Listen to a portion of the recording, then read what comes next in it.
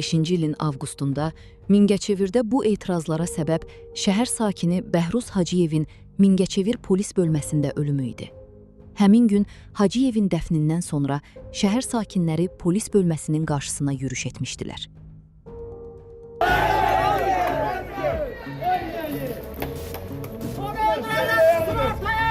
...27 yaşlı Bəhruz Hacıyev 2 gün əvvəl 20 avqustda axşam saatlarında yaşadığı ərazidən mülki geyimli şəxslər tərəfindən oğurlanmışdı.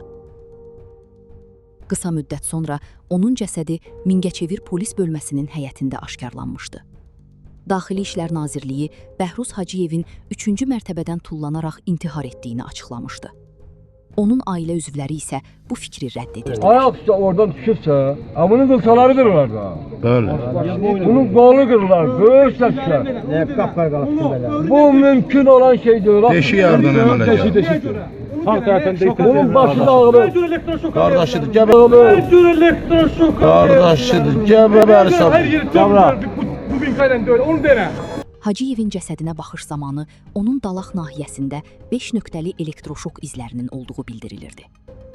Rəsmi məlumatda Bəhruz Hacıyevin narkotik maddələrin istifadəsində şübhəli bilindiyinə görə bölməyə aparıldığı açıqlanmışdı. Lakin polis bölməsində axtarış zamanı onun üzərindən narkotik vasitə tapılmadığı bildirilirdi.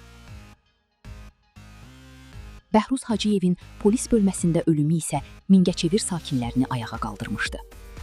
Mərhumun dəfnindən sonra köhnə Mingəçevir kənd sakinləri polis bölməsinə doğru yürüş etmişdi.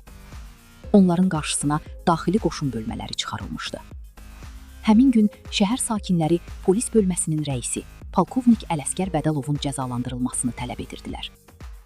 1 iyul 2009-cu ildə İlham Əliyevin sərəncamı ilə Vətən uğrunda medalı ilə təltif olunan Ələsgər Bədəlov Mingəçevirdə işgəncə hadisələrinə görə ad çıxarmışdı.